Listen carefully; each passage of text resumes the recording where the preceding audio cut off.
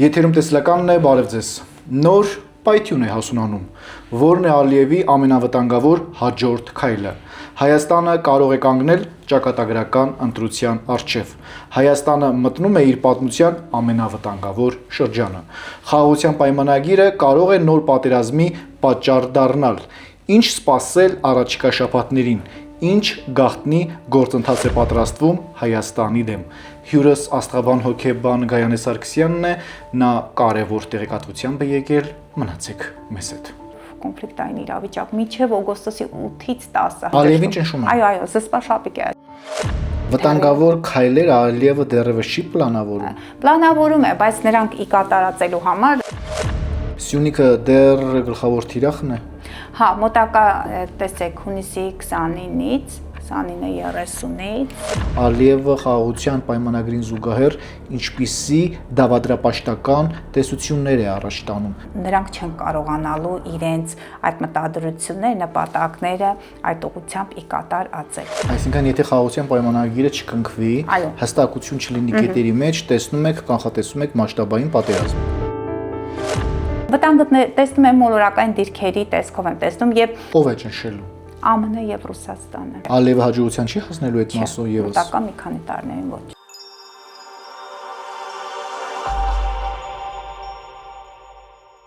Բարև ձեզ, Սիրելի Գայանե։ Բարև ձեզ, հարգելի Արեգ։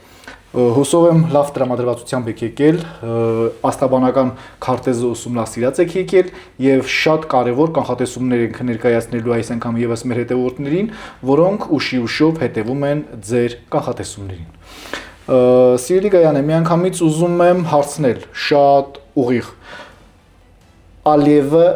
վտանգավոր ծուղակ է լարում Հայաստանի դեմ։ Ոչ, չի լարում։ Ցանկանում է լարել, բայց չի ստացվի, որովհետև գերտերությունները կանգնած են Հայաստանի մեջքին։ Ինչու եմ հարցնում, որովհետև ընտրություններից հետո Ադրբեջանի մեդիայում ամենաակտիվ ձևերով քննարկումներ են տեղի ունենում, որ Հայաստանում անհապաղ պետք է սահմանադրությունը փոխել։ Կարծում եմ, որ սահմանադրությունը չի փոխվի։ Անցած անգամ էլ ասեցի, չէ, ասեցինք, եթե Նիկոլ Փաշինյանը անցնի, ամենաառաջին եւ այսպես զանգվածային եւ սկանդալային կանխատեսումը ձեզ մոտ է արել, դուք համարակալել եք, ճիշտ է։ Այո։ Դրա բավականին մեծ դժգոհություններ։ Դժգոհություններ։ Այո, տարբեր կողմերից։ Եթե հանկարծ գնում եմ այնպիսի ալիքներ, որոնք մի փոքր ընդդիմադիր կեցված կամ այդպես ուղղվածություն ունեն, այստեղ իշխանամետ ուժերը եւ այդ հետևորդները սկսում են քարկոծել, իսկ այս դեպքում ես ուղղակի կանխատեսումներ եմ կատարել եւ դուք հիշում եք, որ հոկտեմբերից կանխատեսումներ եմ կատարել։ Ինչու են ձեզ քարկոծում։ Այսպես ասում են, մեղադրում են, որ նախորոք արդեն կանխատեսումները կատարել եք, դուք իշխանամետ եք եւ այլն, հա։ Այդպես է։ Այդպես է արեք։ Հարցնում եմ ձեզ։ Ես ձեր քաղաքական հայացքներից տեղյակ չեմ։ Բայց մենք միշտ խոսել ենք իրար հետ, որ ես ուղղակի աստղաբանական կանխատեսում եմ ներկայացնում։ Եթերներից առաջ այո խոսել ենք ձեր քաղաքական տեսանկյունների մասին։ Ահա։ Եվ դուք ասել եք, որ մեր հետևորդները բավականին ուշադիր են եւ նրանք արդյունքները անպայման ամփոփելու են։ Ահամեցեք։ Կանխատեսումները կատարվեցին այն հերթականությամբ, ինչպես նշել էի։ Ձեզ մոտ համարակալում գտնում էր առաջին տեղում Նիկոլ Փաշինյանը, երկրորդ դիրքերում լինելու էր Սամվել Կարապետյանը, ըստ երևույթին հենց այդպես էլ գնում էր, աստղաբանական քարտեզները հենց դա էին ցույց տալիս, եւ երրորդ տեղում համարակալել էիք, չնայած ընդհանուր խոսակցությունն ենք, որ Գուրգեն Սիմոնյան եւ Ռոբերտ Քոչարյան այդ երկու քաղաքական այդ առաջնորդերի, հա, գործիչների միջև էր տեղի ունենալու պայքարը, հիմա կասեմ, որ Գուրգեն Սիմոնյանը 4%-ի շեմը չի հաղթահարել, բայց նա հաղթահարել է 2%-ի շեմը, որի արդյունքում պետական միջոցներից յուրաքանչյուր տարի 25-ից 30 միլիոն դրամ այդ կուսակցությանը օժանդակություն է տրվելու, որպեսզի այն զարգացնի իր այդ որպես կուսակցություն այն հիմնավորվի եւ հաջորդ ընտրություններում արդեն կարողանա իր դիրքերը ապահովել ազգային ժողովում։ Ռոբերտ Քոչարյանի քարտեզը բացառիկ անբարենպաստ է, մենք բազմիցս խոսել ենք։ Նրա դիրքերը այնքան անբարենպաստ է, նույնիսկ ես կասկածներ ունեմ, որ նա կարող է հաղթահարել 8%-ի շեմը, այո 9% էր, բայց դա բավականին ցածր էր, հիմա կասեն կեղծումներ էր եղել եւ այլն, ես ներկայացնում աստղաբանական տեսանկյունից, այսինքն ինչ է, նրա քարտեզը գտնվում էր հարվածների տակ։ Ամեն դեպքում ընդդիմադիր ուժերը ասում են, որ ընտրությունները կեղծված են։ Չէ, չեն կեղծել։ Ըստ աստղաբանական հաշվարկների Նիկոլ Փաշինյանը բացառիկ բարենպաստ դիրքերներ, նաեւ ուներ Գուրգեն Սիմոնյանը։ Այդ ինֆորմացիան ձեզ որտեղից կեղծել են, թե չեն կեղծել։ Ելնելով աստղաբանական քարտեզի այդ վերլուծությունից հետագայում ձեր հարթակում չէ, բայց նեղ համախոհների շրջանակներում մենք խոսել ենք եւ ըստ իմ կանխատեսումների աստղաբանությունը այստեղ օգնել էր, բայց նաև ես ունեմ կրթություն, հոգեբանական կրթություն, կառավարման հոգեբան, վերջին 2 տարիները ես արկա կրթություն եմ ստացել, այդ իմ ուսումնասիրությունների արդյունքում ես 49%, 47-ից 49% ձայների այդ սանդղակն էի նշել Նիկոլ Փաշինյանի համար։ Բացառիկ բարենպաստ դիրքերն էին Նիկոլ Փաշինյանի եւ Գուրգեն Սիմոնյանի քարտեզն։ Ինչու՞։ Պարբերաբար ասում հոկտեմբերի ամսից ձեզ մոտ եմ ասել, որովհետև Ուրանը արդեն մտել է երկորյակի կենդանակերպ, Պլուտոնը ջրհոսի կենդանակերպ, Նեպտուն, Սատուրն խոյի կենդանակերպում, այսպես մեծ տրիգոն դիրքավորում է ձևավորի, խնդրեմ նախորդ 2 հաղորդումները անպայման մեկնաբանություններ բաժնում դրեք, թող մեր հետևորդները ովքեր չեն դիտել, դրանք ծանոթանան։ Այսքանը ներքաղաքական իրավիճակի մասին։ Մի փոքր էլ հավելում նոր անենք։ Իսկ Սամվել Կարապետյանի տվյալները, այո, Յուպիտերը նրա մոտ երկորյակում էր, Արևը առուծում էր, Յուպիտերը անցնելու է առուծի կենդանակերպ հունիսի 30-ից, նրա տվյալները մի փոքրինչ զիջում էին։ Այսինքն, եթե ընտրություններ լիներ օգոստոս ամսվանից հետո, նա կունենար հնարավորություն ավելի բարձր շեմ հաղթահարելու։ Այսքանը թե կեղծվել է չի կեղծել, մի հավելում, չգիտեմ աշխարհաքաղաքական կանխատեսումներին անցնելու ենք թե չէ, բայց մի փոքր հավելումն եմ ցանկանում կատարել։ Ամբողջ աշխարհը ղեկավարում են օդի տարերքի ազդեցության տակ ծնվածներ երկորյակ եւ կշեռք։ Այնտեղ ջրհոսի կենդանակերպի տակ Զելենսկին է, չգիտեմ, եթե հարցադրում ունենք, ես կպահեմ այդ հարցադրումը, այդ հարցի պատասխանը հետո կասեմ։ Աշխարհը ղեկավարում են օդի տարերքի ազդեցության տակ ծնվածներ։ Այդ իսկ պատճառով այդ 2 անձիկ ունեին առավել շատ հնարավորություն բարձր ձայներ կամ այդ շեմը հաղթահարելու։ Շատ բարի։ Տիկին Սարգսյան, ամեն անգամ խոսվում է, որ Ալիևը խաղաղություն է ուզում, այնինչ տարբեր քաղաքական գործընթացներ են տեղի ունենում։ Այս խաղաղությունը, եթե լինելու է ճնշման տակ, թե ժամանակ է շահում Ալիևը այսօր մեզանից խաղաղության պայմանագիր չկնքելով։ Ճշմարտ տակ չի կարող լինել, նորից եմ ասում, ողջ աշխարհաքաղաքական այդ թաթերաբեմում այս պահին գլխավոր դերակատարումն ունեն օդի տարերքի ազդեցության տակ ծնվածներ։ Եկեք ես նրանց անունները թվարկեմ, հետո կհասկանանք, որ ճնշումները այդքան էլ չեն կարող օգտակար լինել, քանի որ կան գերտերություններ, որոնք այս պահին այս ուղղությամբ են տանում Անդրկովկասյան եւ Կովկասյան տարածաշրջանում քաղաքական այս ուղղությունը։ Ասացիք, որ Ալիևը չի հարձակվի, իսկ եթե չի հարձակվի, այստեղից եզրակացություն, ուրեմն ճնշում են, չէ՞, որ չի հարձակվի։ Այո, ճնշում են, ոչ թե մեզ են ճնշում, այլ նրան են ճնշում։ Ալիևին ճնշում են։ Այո, զսպաշապիկ է այս պահին, կարծես։ Ալիևի մոտ։ Նաև շատ քաղաքական վերլուծաբաններ ասում են, որ տարածաշրջանում նոր պայթյուն է հասունանում, այդպես է։ Չէ, այդպես չի։ Աստղաբանորեն ես ասեմ, որ անցած անգամ էլ ասեցի, որ տարածաշրջան կամած գնում է խաղաղման, ճիշտ է մոլորակային դիրքավորումները նրանք ակտիվ են, բայց արդեն իսկ Մարսը խոյի կենդանակերպից եւ ձկների կենդանակերպից դուրս է եկել։ Մարսը ձկների կենդանակերպ մտավ մարտի 2-ից մինչեւ ապրիլի 20-ի մոտակայքում ձկների կենդանակերպում են։ Իսկ այնտեղ Իրանի քարտեզը բավականին լարված էր, հա, ապրիլ ամսին էլ կանխատեսել էի, որ Իրանի ռազմաքաղաքական ղեկավարությունը կարող է գլխատվել, հենց այդ ժամանակահատվածներ, այդ բարդ մոլորակային դիրքերի ազդեցության տակ տեղի ունեցավ այդ ամենը, այլևս մոլորակային դիրքերը նրանք հանդարտվում են, Մարսը երկորյակի կենդանակերպ կանցնի, այդ բանակցություններում հնարավոր է կոնֆլիկտներ լինեն, որտեղ երկորյակի կենդանակերպը դա բանակցություններ, խոսակցություններ, միջպետական ճանապարհներ, կոնֆլիկտներ հնարավոր է լինեն։ եւ Նիկոլ Փաշինյանի քարտեզն էր լարված, եւ Դոնալդ Թրամփի քարտեզն էր լարված, եւ այնտեղ Իրանի քարտեզում Մարսը երկու ձկների կենթանակերպում է, հնարավոր է լարվածություն լինի, բանակցություններում որոշակի կոնֆլիկտային կետեր լինեն, անհանդուրժելի, հա, բայց լուծումը արդեն կամաց լուծման այդ շողարշը երևում է, բայց միշտ ասեմ, որ 28-29 թվականներին, երբ որ Պլուտոն եւ Մարս մոլորակները նրանք կներեք Պլուտոն, Սատուրն մոլորակները, երբ որ արդեն բարդ դիրքեր կազմեն իրար հետ, Պլուտոնը ջրհոսում, Սատուրնը ցուլի կենթանակերպում, հնարավոր է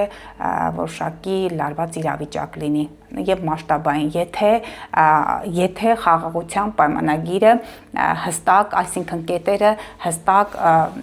կետերի առումով հստակություն չլինի։ Այսինքն եթե խաղաղության պայմանագիրը չկնքվի, հստակություն չլինի կետերի մեջ, տեսնում եք, կանխատեսում եք մասշտաբային պատերազմ։ 28-29 թվականին, ինչու եմ ասում մասշտաբային, Պլուտոնն է, ջրհոսի կենթանակերպումն է։ Ձեզ մոտ մի քանի անգամ այդ քարտեզը ցույց եմ տվել։ Իսրայելի քարտեզը գտնվում է առյուծի կենթանակերպում, խիստ խմբավորումներ կան, հա, այնտեղ ասել եմ գլոբալիստներն են դրանք այդ քարտեզը կառուցել, կաբալիստներ, գլոբալիստներ եւ ուղակի այնտեղ Պլուտոնը առուցում է եղել, հիմա շրջապտույտ է կատարել, Պլուտոնը ջրհոսում է, ջրհոսը դա օդն է, օդային տագնապն է, դրանք համացանցն է, դրանք ԱԹՍ-ներն են, Պլուտոնը դրանք մասշտաբային մեծ զենքերն են, ատոմային, միջուկային զենքեր են, այո, կարող է այդպիսի վտանգ կա, եթե այս պահին արդեն հստակեցում չլինի, ամեն մի կետ մանրամասն պետք է։ Այսինքն դուք տեսնում եք այդ վտանգները։ Վտանգը տեսնում եմ մոլորակային դիրքերի տեսքով եմ տեսնում եւ գիտեմ, որ տարատեսակ, տարաբնույթ, տարբեր քաղաքական հայացքի մարդիկ են դիտում հաղորդումը, նրանք պարբերաբար գրում են ճիշտ չես գուշակել, այսպիսի մի միտում իմ կողմից այսպես ցանկանում եմ ես ուղում կատարել, որ աստղաբանը չի գուշակում, եթե այդպիսի խոսույթ մեկնաբանություն եղավ, ես հասկանում եմ, որ այդ անձիկ իրենց բախ չի վիճակվել գրագետ աստղաբանի դիմել, որը կկարողանա կանխատեսումներ կատարել, նրանք ուղղակի դիմել են աստղագուշակների, բախտագուշակների, դրա համար այդպիսի մեկնաբանումներ են գրում։ Աստղաբանները աշխատում են պարբերաշրջանների ցիկլերի հետ, այդ պարբերաշրջանների միջոցով կարողանում են որոշակի կանխատեսումներ անել։ Կանխատեսումները հավանական, ինչպես է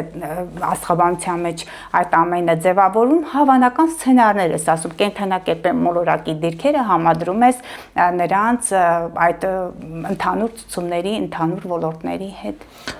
Տիկին Սարգսյան, շատ է քննարկվում Նախիջևանում տեղի ունեցող այն կոնֆերանսը, որտեղ Արևմտյան Ադրբեջան հայեցակարգն էր քննարկվում, նրանք ասում են, որ պետք է վերադառնան իրենց պատմական հողերին եւ ադրբեջանցիների վերադարձի հարցը։ Խոսենք առաջին մասից։ Սա ինչ կոնֆերանս էր, սա ինչ հանդիպում էր, ինչ հայեցակարգով Ալիևը խաղաղության պայմանագրին զուգահեռ ինչպիսի դավադրապաշտական տեսություններ է առաջ տանում։ Սա ինչ է ըստ ձեզ։ Նա միշտ իր նարատիվներն է առաջ քաշում, նրանք կարծում են, որ մի քանի 100 տարվա ծրագիր ունեն իրենց համապետական, համազգային եւ օգտվելով առիթից փորձում են խաղաղության այդ պայմանագրի այդ շղարշի ներքո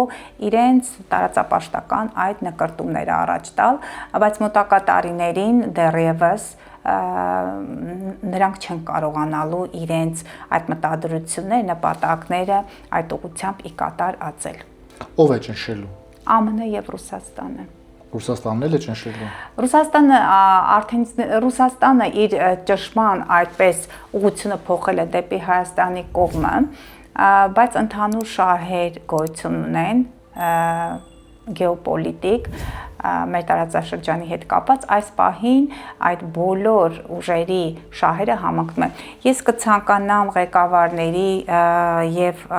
այդ քաղաքական գործիչների, նրանք ղեկավար մարմինների անունները նշել։ Մինչ այդ խնդրում եմ նաեւ երկրորդ մասը պատասխանեք։ Հիմա շատ է խոսվում ու շատ է քննարկվում ադրբեջանցիների ճակերտավոր վերադարձի մասին։ Ասում են, որ Հայաստան 300,000 ադրբեջանցիներ են վերադառնալու, գալու, բերվելու, ներդրվելու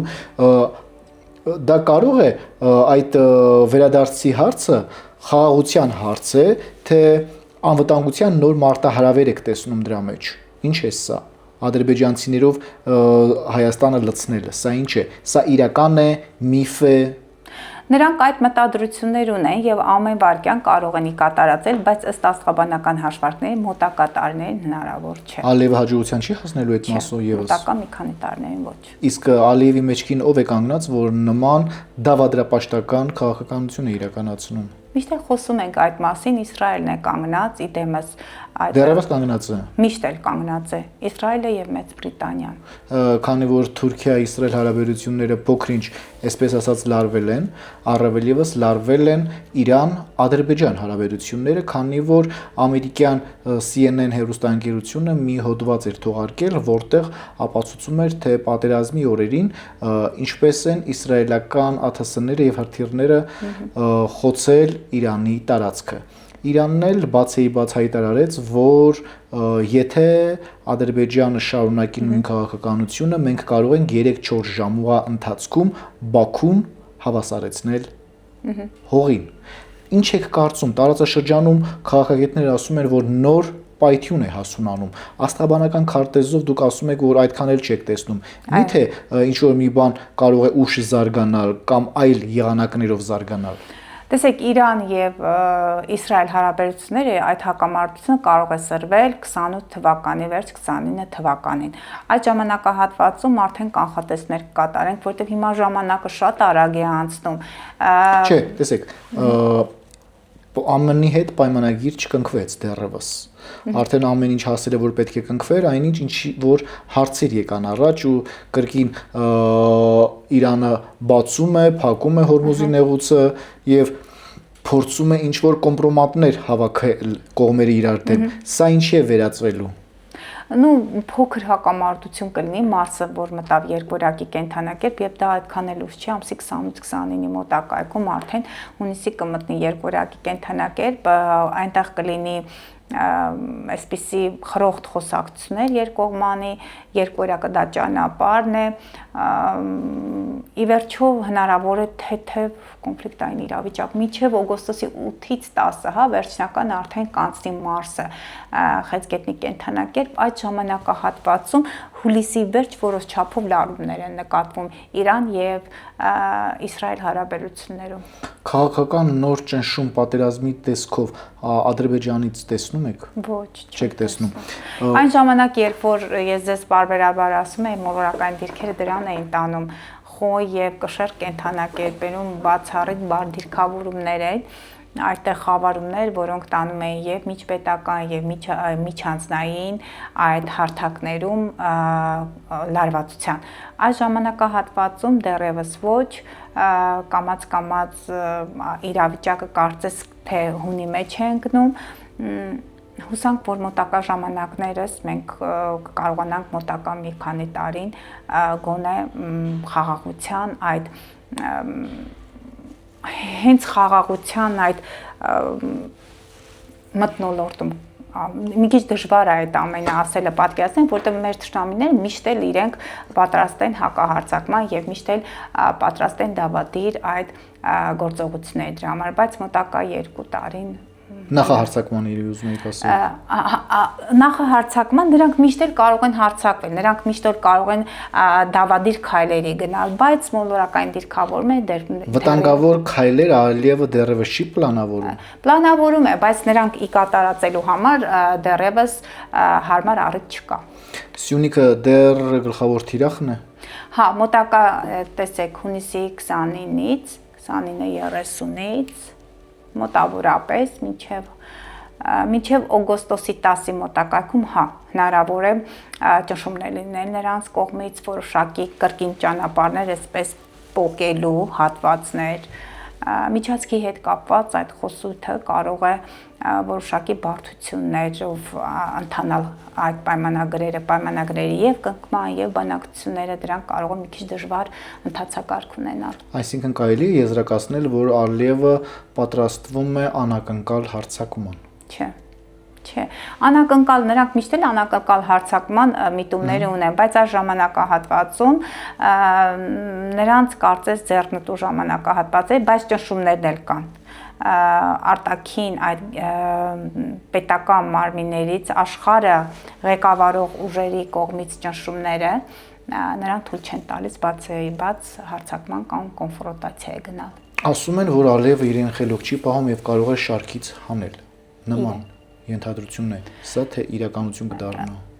Իր քարտեզը լարված էր ապրիլ ամսին, չէ։ Ապրիլի 20-ից մայիսի 20-ն էր լարված։ Դեռևս նրա մոտ այդքան էլ բարդ չի վիճակը։ Իսկ Իրան-Ադրբեջան լարվածություն տեսնում եք, թե զուտ խոսքեր են դրանք։ Խոսքեր են դրանք։ Այսպիսի մի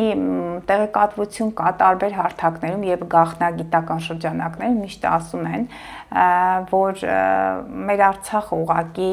Ադրբեջան կարողացավ տիրանալ արցախյան այդ մեր հողերին տարածաշրջանային Իսրայելի միջոցով եւ Իսրայելը տարիներ շարունակ դեռևս արդեն նախագծել էր Իրանի վրա հարձակումը։ Այդ ամենը ամբողջապես նախագծված էր եւ Ռուսաստանի կողմից Ռուսաստանը, քանի որ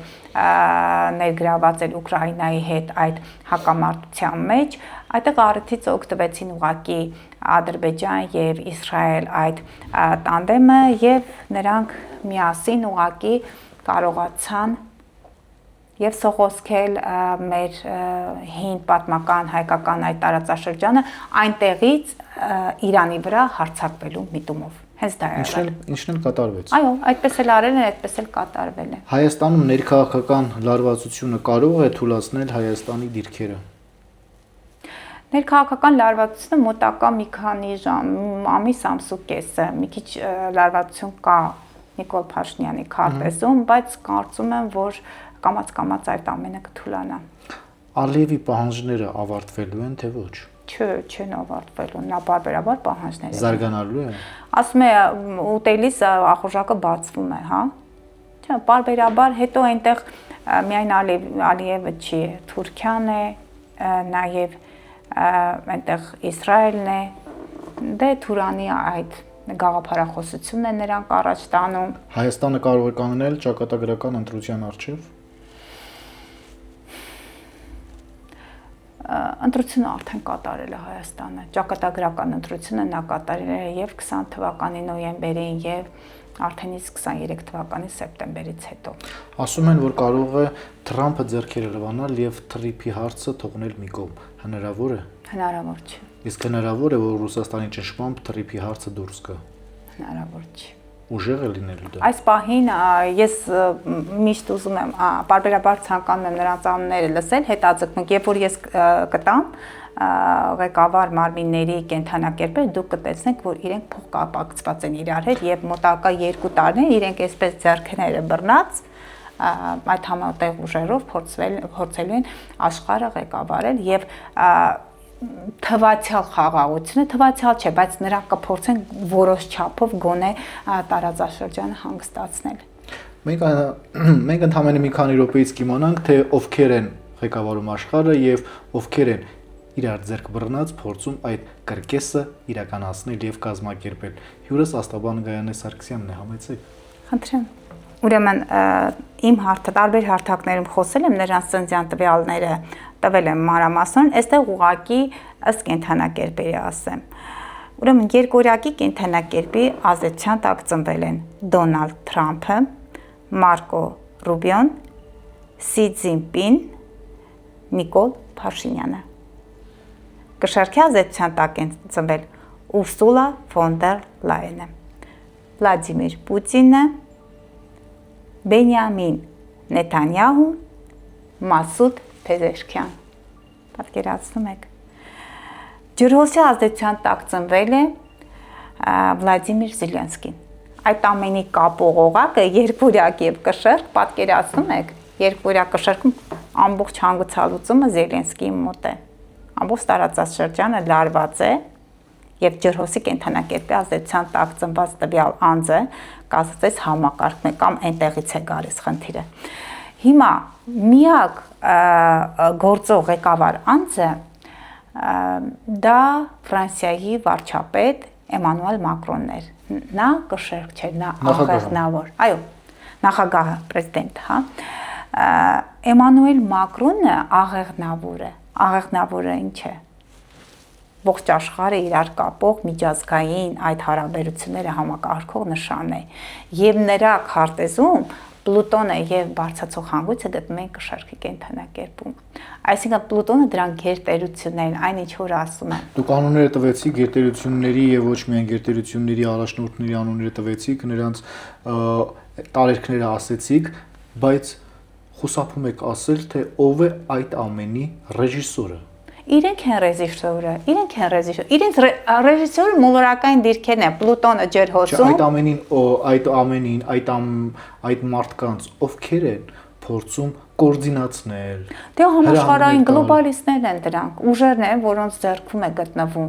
Ես աստղաբանության տեսանկյունից ասում այդ երկրները եւ իրենց առաջնորդները խամաճիկներ են գլոբալիստների ձեռքին Ես այդպիսի հայտարարություն չեմ կարող անել, բայց դիտարկելով աստղաբանության այդ դիրքերը, ես ձեզ միանշանակ ասեմ, Պլուտոնը ջերհոսում Ձեր ասածից դա կարելի է ենթադրել միայն Ենթադրություններ ամեն ինչ կարող են անել։ Ես կարծում եմ, որ աշխարհը Կարծիք չեք այդ ենթադրության Այո, որոշ չափով համակարծիք եմ։ Ես աստղաբանության տեսանկյունից ասում եմ, որ այդ անձիկ գտնվում են այդ մոլորակային դիրքավորումը եռանկյունի է։ Այդ անձինք կամակատարներ են։ Շատ հավանական է, որ կամակատարն են։ Եթե գոյություն ունի այդպիսի մի ուժ, իդեմս գլոբալիստների, այո, հնարավոր է, որ այդ անձիկ ուղղակի փոխկապակցված են իրար հետ։ Եթե իրականում այդ ամենը գոյություն ունի, բայց շատ հավանական է, որ իրականությունն է դա։ Այսինքն կարելի է ենթադրել, որ Իրան, Իսրայել, Ամերիկա այդ պատերազմը ինչ որ ձևով նաև պլանավորված սցենար էր նախատեսում։ Այո, անպայման մի քանի տարի առաջ ես կարծում եմ, այսպես որ ուսումնասիրում եմ, հասկանում եմ Հատկապես հանգուցալուծման մասով։ Հանգուցալուծման մասով այստեղ խնդիր կար, նրանց մտադրությունները ավելի հեռուն էին գնում, անցած անգամ եմ ասել, քանի որ նրանք նահանջող Մերկուրու ժամանակ են սկսել։ Մերկուրին նահանջեց փետրվարի 28-ից պատերազմը սկսեց, փետրվարի 28-ից մարտի 22-ի մոտակայքում։ Պատերազմը երբ սկսեց։ Այդ ժամանակահատվածում հենց Մարսն էլ մտավ ձկների կենթանակերպ նահանջող Մերկուրու ժամանակ փետրվարի 26-28, եթե հիշողությունս չի դավաճանում։ Իսկ նահանջող Մերկուր ժամանակ միշտ էլ ասում ենք ոչ մի կարևոր գործ չի կարելի սկսել։ Նա ընթացքով է գնում կապի, կոմերցիայի շփման մոլորակը։ Եվ հենց հերթական աստղաբանական իմ կանխատեսումներ նահանջող Մերկուրու մասին է լինելու։ Երբ որ այն ինչ, եթե նոր գործ սկսեք նահանջող Մերկուրու ժամանակ, այդ գործը դրական արդյունք չի ապահովելու։ Երկարաձգվելու է մտադրությունները, նպատակները, ժամկետները չեն համապատասխանելու նշված այդ նախորոք ծրագրավորված ժամկետներին։ Դրա համար էլ հաջողություն չունեցան։ Մի կողմից հաջողությունը այն առումով Իրանը ճիշտ է մեծ կորուստներ ունեցավ, բայց ձեզ ասեմ, որ արդեն իսկ ղեկավարությունը այնտեղ փոխվել է կազմը, նորելու քաղաքական գործիչներ, ղեկավարներ են այնտեղ հանդես գալիս իրենց նորարարական գաղափարներով։ Ի վերջո երկու կողմերն էլ կարողացան փորձարկել զենքերը։ Եվ մի կարևոր բան, այս անձրևների առատությունը, չգիտեմ, ձեզ մոտ ասել եմ թե ոչ, բայց իմ հարթակում ասել եմ, ինչու էր այսպիսի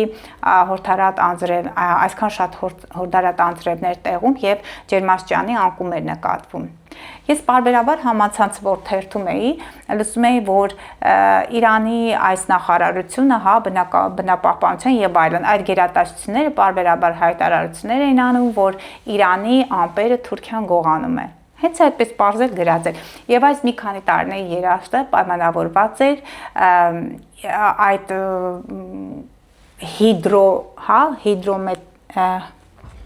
օթերևութաբանական, այսպես ասենք, օթերևութաբանական այդ կարևոր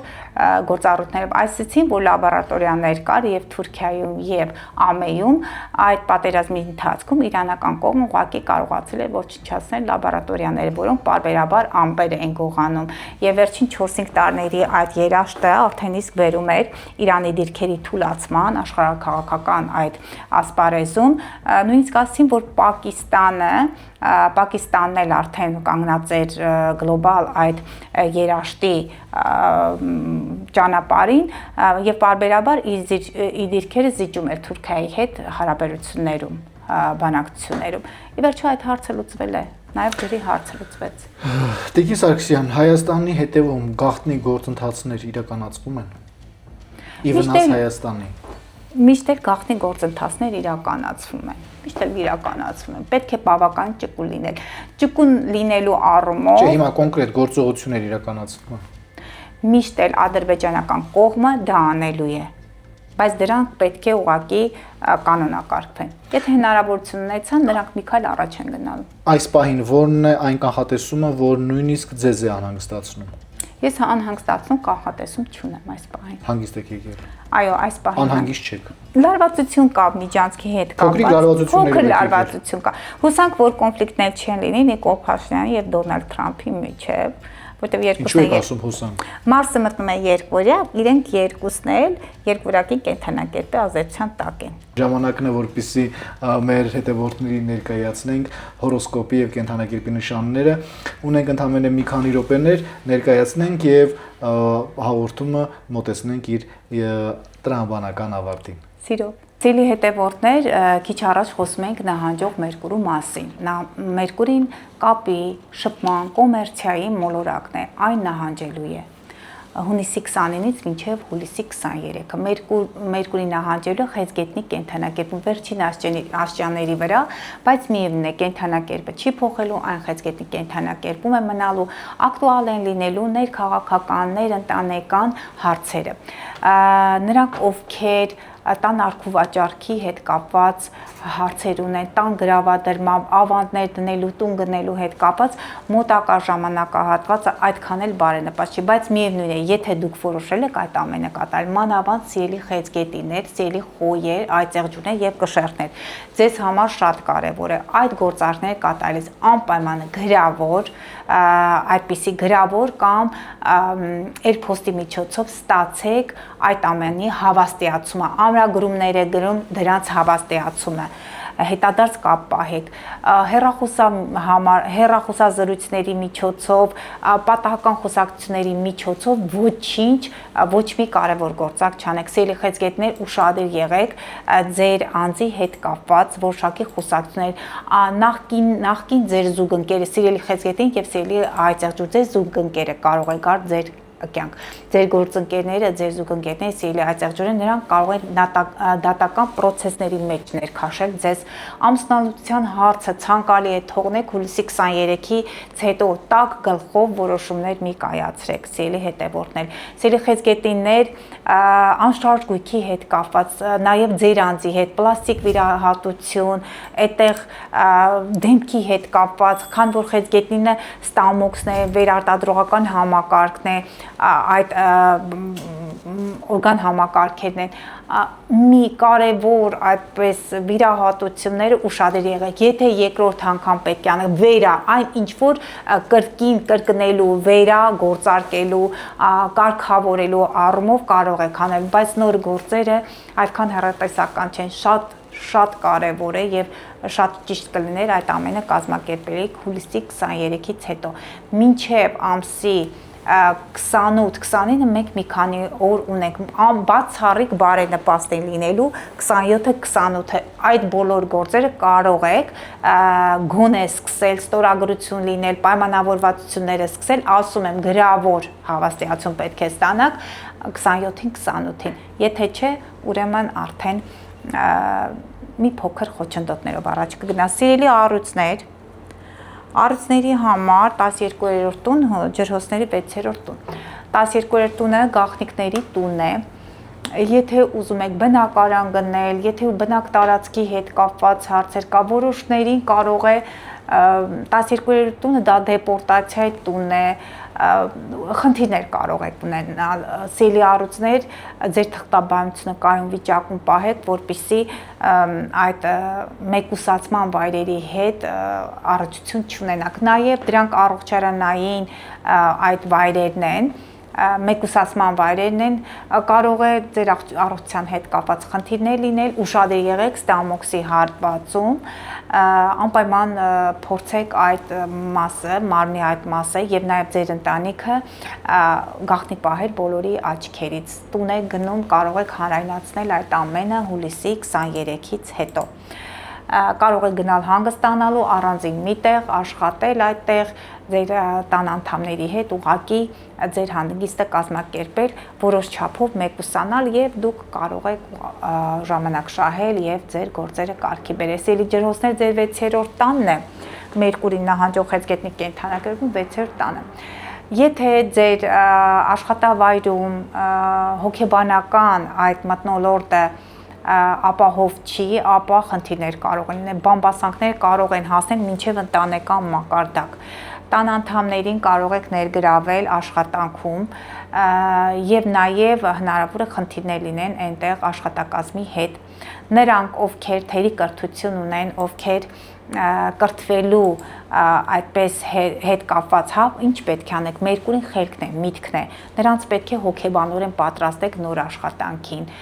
ցանկալի է, որ այդտեղ բարեդրացիական հարաբերություններ պահպանեք, ձեր ուղղակի աշխատակիցները խռովություն կարող են կազմակերպել ձերից դեմ, դրա համար փորձեք հանգիստ լինել, նրանց հետ խոսակցություններում, նրանց հետ բանակցություններում ավելի ջերմ մթնոլորտում անցկացրեք, պարբերաբար տարբեր կորպորատիվներ, այդտեղ կարող եք կամ մտերմիկ զրույցներ կազմակերպել, որպեսզի խնդիրը վերհանեք, սիրելի ջրհոսներ, գիտեմ դուք ազատ նշան եք, ձեզ համար մի քիչ դժվար է խեցգետնի այդ կարևոր միտումներն եմ ասում, բայց ցանկալի է այս անգամ ուղղակի լսեք ձեր խղճի ձայնին, եւ դուք կարող եք շահած դուրս գալ։ Անցնենք կույսերի եւ ձկների, կույսերի 11-րդ տուն, ձկների 5-րդ տուն, սիմվոլիկ դրական դիրքեր են, սիրելի կույսեր, ապագայիդ կապված պլաններ ունեք, երեխաներ ունեք, կարող է հետաձգեք ձեր երեխաների հետ կապված նաեւ ընտանիք կազմելու այդ միտումները, եթե հետաձգեք մինչեւ հունիսի 23-ը։ Դրանից հետո կարող եք օրինականացնել։ Ուզում եք գրանցել ամուսնությունը, ցանկալի է ուղղակի մոտակա այս ժամանակահատվածում, ասում եմ, մինչև հունիսի 27-28-ը կամ հունիսի 23-ից հետո ձեր համախոհները, ձեր ընկերները, նրանք կդառնան ձեր ընտանիքի անդամները, ձեր ապագա պլանները, ձեր ընտանիքի անդամները կարող է չհասկանան։ Փորձեք նրանց ներմուծել այդ ինֆորմացիան ձեր ապագայի հետ կապված, ընտանիք կազմելու հետ կապված, տան արքուվաճառքի հետ կապված, կամաց նրանց ասեք, որպեսզի միանգամից այդպես նրանք անակնկալի չգան, բայց ընդհանուր առմամբ դրական դիրքեր են, ձեզ հնարավորություն ունեք, որպեսզի ձեր ապագան տանեք այդ լուսավոր ճանապարհով։ Սիրելի ձկներ, ձեր երեխաներ կան, չհետաձգեք ձեր սիրելիի, կարող եք ամուսնական առաջարկություն անել, բայց գրանցումը, ասում եմ, հուլիսի 23-ից հետո։ Երեխաների հետ կապված հարցերը մի հետաձգվեք, հանկարծ կարող եք լսել, որ բալիկ եք սպասում, անակնկալ եք, գաք չլացեք, չնեղվեք, կամ եթե որոշում եք կայացրել, որ երեխա պետք է ունենաք, ձեր ծնողներին տեղակ պահեք, հուլիսի 23-ից հետո, ինչև է սիրելի կույսեր, ձկներ, ձեր երեխան է, ձեր ապագան է, ձեր սերն է, այդ ամենը ժամանակավոր կանգ կառնի, բայց միգուցե դրական հենց հանգուցալուծում լինի։ Կշերք եւ խոյ, խոյերի կշերքների 10-րդ տունն էր, խոյերի 4-րդ տունն էր, սիրելի կշերքներ, խոյեր, ասեց չէ, զգուշ եղեք կոնֆլիկտներից։ Սիրելի կշերքներ, ձեր հայր ծնողի, ձեր ղեկավարի հետ կարող են կոնֆլիկտներ լինել։ Ուշադիր եղեք ամուսնալուծության այդ հարցի առաջ չկանգնեք, եւ կշերքները եւ այդ ծեղջուրները, նաեւ խոյերը։ Սիրելի խոյեր, մայրիկի հետ հարաբերություններ կարող են լարվել, սիրելի կշերքներ հայրիկի հետ կարող են լարվել։ Կտակի հետ կապված հարցերը, ժառանգության հետ կապված հարցերը հնարավոր է ժամանակավորապես հետաձգվեն։ Փորձեք ձեր ծնողների հետ ամուր հարաբերություններ ստեղծեք։ Սիրելի կշերքներ, դուք ճկուն եք, չէ՞, ձեր մայրիկի հետ կարող եք բանակցել, խոսել։ Եթե տեսնում եք ամեն ինչ ապարդյուն է, սպասեք հուլիսի 23-ից հետո։ Բայց այն գործերը, որոնք կիսատ էին մնացել, սիրելի խոյեր, ձեր աշխատանքի ստատուսի հետ կապված եւ նաեւ սիրելի կշերքներ, բնակվայրի հետ կապված, այդ ամենը կարող եք լուծել հուլիսի 23-ից հետո եւ ի վերջո հնարավոր է ձեռք բերեք ձեր սիրելի եւ երազանքի բնակարանը, սիրելի կշերքներ եւ սիրելի խոյեր։ Սիրելի կարիճներ եւ սիրելի ցուլեր, կարիճների 9-րդ տանն է, ցուլերի 3-րդ տանն է, ճանապարհորդությունների տանը, արտերկրի տանն է, սիրելի կարիճներ։ Շատ հավանական է, որ ձեզ նամակ կա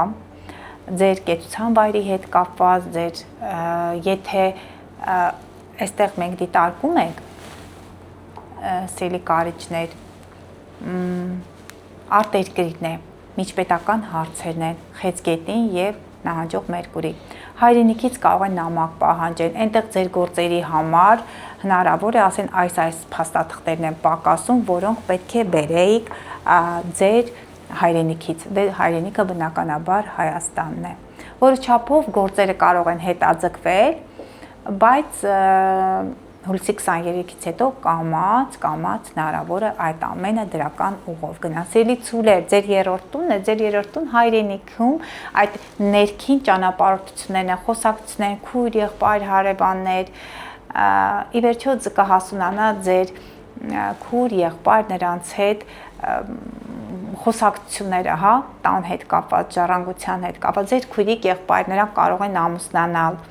նրանց հետ եթե հարաբերությունները չեք շտկել, կարող եք հենց հուլիսի 23-ից հետո շփվել։ Կարող եք փոխադրամիջոց գնել, որի միջոցով ուղղակի ձեր տան անդամներին տեղափոխեք։ Թղթաբանությունը կապված ձեր բնակ տարածքի, բնակավայրի հետ կապված, այդ ամենը կարող եք լուծել։ Ուշադիր եղեք, տեսեք, եթե անշարժույթ եք գնում, սիրելի կարիճներ, դուք արտերկրում, սիրելի ցուլեր, հայրենիքում ապա անպայման ուշադրություն դարձրեք այդ գնման եւ պայմաններին եւ անուն ազգանվան այդ տառերին եւ ձեր ծննդյան թվերին, որտեղ խեցգետինը հենց այդ դաշտն է, Մերկուրին էլ թվերը, հա, խեցգետին ծնունդ, հայրենիք, տուն, Մերկուրի նահանջող այդ ծննդյան թվերը կամ արքուվաճառքի թվերը կարող են աղավաղված լինել։ Մանրակրկիտ այդ ամենը պայմանագրերը ուսումնասիրեք, հետո արդեն իսկ կարևոր գործերին անցենք։ Վերջին երկու կենդանակերպն է, սիրելի աղեղնավորներ, ձեր 8-րդ տունն է, սիրելի երկորյակներ, ձեր երկրորդ տունն է, 8-րդ տունը դրանք կապիտալ ներդրումներն են, որոնք ուղղակի սպասում եք հայրենիքում, որոշ չափով կարող են այդ կապիտալ ներդրումները ուշանալ։ Այն մարդիկ, ձեր գործընկերները, զուգընկերները, որոնց ֆինանսական այդ հոսքերի վրա դուք այսպես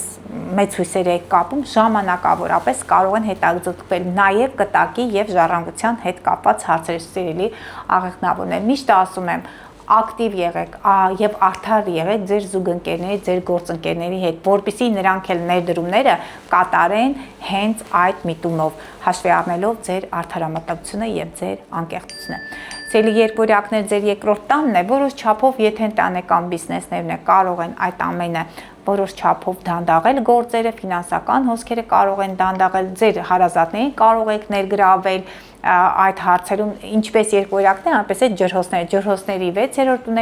երկորյակների երկրորդ տուն։ Այն գումարները, որոնք դուք վաստակում եք,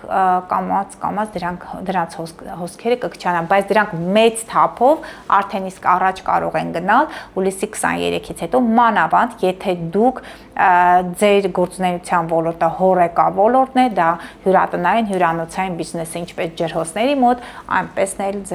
ձկների մոտ, այդ ֆինանսական հոսքերը կարող են գալ հուլիսի 23-ից հետո։ Ներգրավեք այդ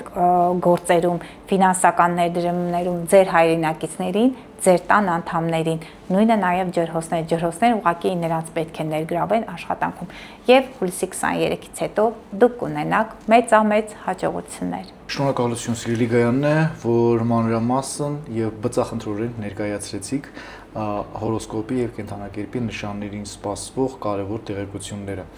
Մեր հանդիպումները շարունակական են, հետաքրքիր թեմաներով կհանդիպենք։ Շնորհակալ եմ ես էլ։ Այսպիսին էր այսօրվա տեսլականը, զրուցակիցս աստղաբան հոգեբան Գայաննե Սարգսյանն էր։ Շնորհակալություն ուշադրության համար, բաժանորդագրվեք մեր ալիքին, հաղթանակ եւ խաղաղություն հայոց աշխարհին։